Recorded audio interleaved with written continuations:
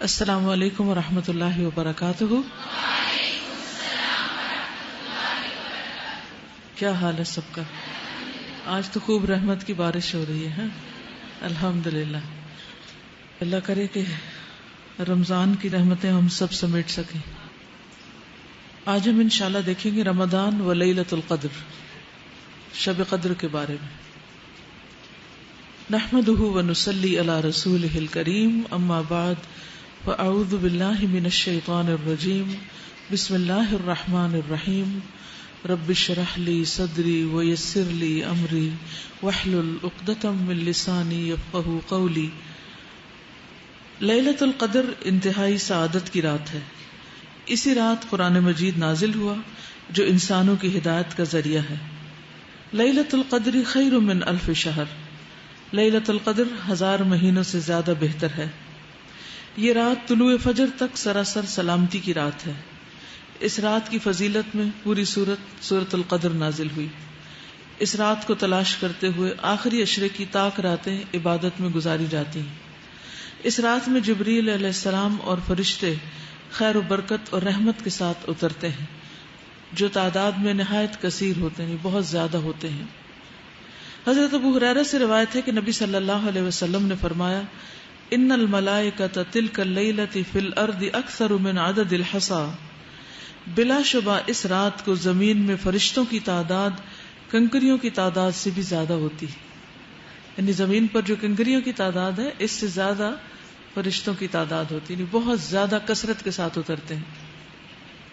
اس رات میں ایک اچھا عمل 1000 ماہ کے عمل سے بہتر ہے۔ اس کو خاص طور پر نوٹ کر لیجیے۔ اس رات میں ایک اچھا عمل، یعنی آپ تسبیح کریں، حمد کریں، اللہ کا ذکر کریں، کوئی بھی صدقہ خیرات کریں، نماز پڑھیں، تلاوت کریں، کوئی بھی اچھا کام آپ کریں عبادت کا، تو وہ عام دنوں میں کرنے سے کہیں زیادہ بہتر ہے، یعنی 1000 ماہ کے عمل سے بہتر ہے۔ حضرت انس بن مالک سے روایت ہے کہ رمضان آیا تو رسول اللہ صلی اللہ علیہ وسلم نے فرمایا، یہ مہینہ جو تم پر آیا ہے اس میں ایک ایسی رات ہے جو 1000 مہینوں سے بہتر ہے۔ جو شخص اس رات سے محروم رہا وہ ہر بھلائی سے محروم رہا۔ جو اس رات سے محروم رہا وہ ہر بھلائی سے محروم رہا۔ اس رات کی سعادت سے صرف بد نصیب کو ہی محروم کیا جاتا ہے۔ تو اس لیے پوری کوشش کریں کہ اپنی انرجی کو سیو کریں اس رات کی خیر و بھلائی پانے کے لیے اور اچھے اچھے کام اس میں کرنے کے لیے۔ اصل بات ٹائم مینجمنٹ کی ہے۔ وقت تو ہمارے پاس 24 گھنٹے ہی ہوتے ہیں، پھر ہم نے چناؤ کرنا ہوتا ہے کہ اس کے اندر کون سے کام ہیں جو چھوڑے جا سکتے ہیں، جن کو کٹ ڈاؤن کیا جا سکتا ہے، جن کے بغیر بھی کام چل جائے گا، اور کون سے کام ایسے ہیں جن کو لازمی کر لیا جانا چاہیے۔ تو آپ سب کچھ تو نہیں کر سکتے کیونکہ آپ انسان ہیں، آپ کی لمٹس ہیں، لیکن زیادہ امپورٹنٹ کیا ہے، واٹس موسٹ امپورٹنٹ، تو اس کو آپ لے لیجئے۔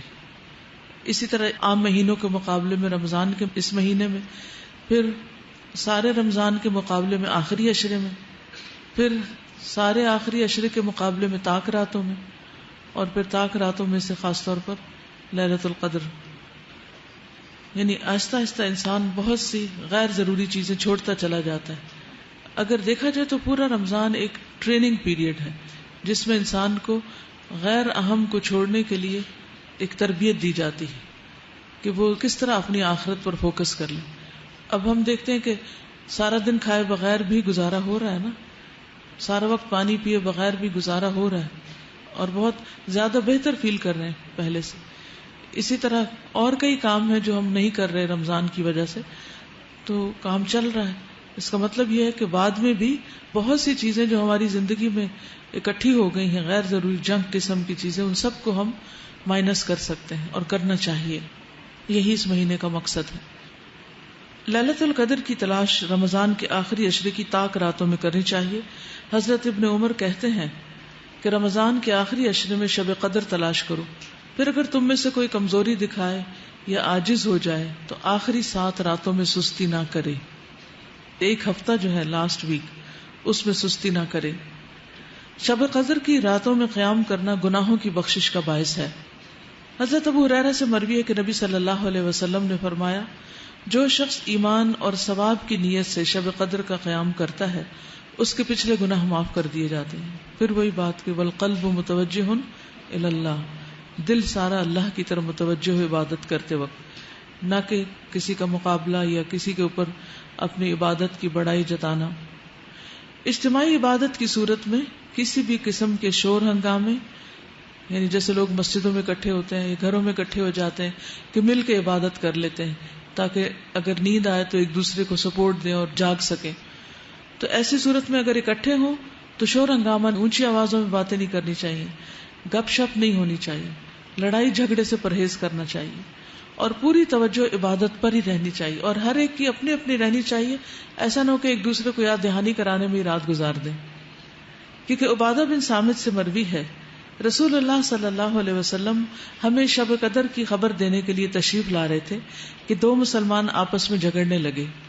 اس پر آپ نے فرمایا میں آیا تھا کہ تمہیں شب قدر بتا دوں، لیکن فلاں اور فلاں نے آپس میں جھگڑا کر لیا اور اس کا معین وقت مجھ سے اٹھا لیا گیا. امید ہے کہ تمہارے حق میں یہی بہتر ہوگا تاکہ تم ایک سے زیادہ راتیں عبادت کر سکو. لیکن حقیقت یہ ہے کہ آپس کے جھگڑے، فساد اور غیر ضروری چیزوں میں دلچسپی انسان کو بہت سی نیکیوں سے محروم کر دیتی. شب قدر کی علامتیں.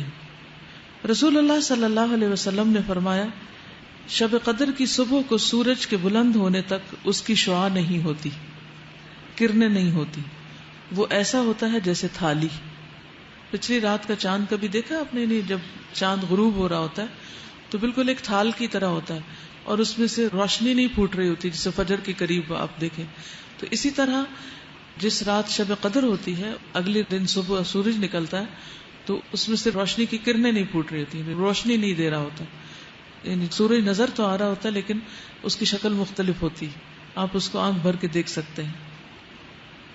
حضرت ابو ہریرہ سے روایت ہے کہ ہم نے رسول اللہ صلی اللہ علیہ وسلم کے پاس شب قدر کا ذکر کیا تو آپ نے فرمایا تم میں سے کون اسے شب قدر کو یاد رکھتا ہے؟ اس میں جب چاند نکلتا ہے تو ایسا ہوتا ہے جیسے بڑے تھال کا کنارہ، یعنی اس میں چاند نصف نہیں ہوتا بلکہ اس نصف کا بھی نصف ہو چکا ہوتا ہے. کنارہ یعنی کہ بالکل باریک ہو جاتا ہے. آخری راتوں کی طرف اشارہ ہے. حضرت ابن عباس سے مروی ہے کہ رسول اللہ صلی اللہ علیہ وسلم نے فرمایا شب قدر آسان اور معتدل رات ہے جس میں نہ گرمی ہوتی ہے نہ سردی ہوتی ہے. اس صبح کا سورج اس طرح طلوع ہوتا ہے کہ اس کی سرخی مدھم ہوتی، ڈل ہوتا ہے. حضرت زر سے روایت ہے انہوں نے کہا میں نے حضرت ابی ابن کعب کو یہ فرماتے ہوئے سنا. ان سے کہا گیا کہ حضرت عبداللہ بن مسعود فرماتے ہیں کہ جو آدمی سارا سال قیام کرے وہ لیلۃ القدر کو پہنچ گیا. حضرت ابی فرمانے لگے کہ اللہ کی قسم جس کے سوا کوئی معبود نہیں، وہ شب قدر رمضان میں ہے. وہ یقین کے ساتھ قسم کھاتے ہیں اللہ کی قسم بے شک میں جانتا ہوں وہ کون سی رات ہے. یہ وہی رات ہے جس میں اللہ کے رسول صلی اللہ علیہ وسلم نے ہمیں قیام کا حکم دیا تھا. اس رات کی صبح 27 تاریخ تھی اور اس کی علامت یہ تھی کہ سورج طلوع ہوا تو اس کی سفیدی میں شعاع نہ تھی.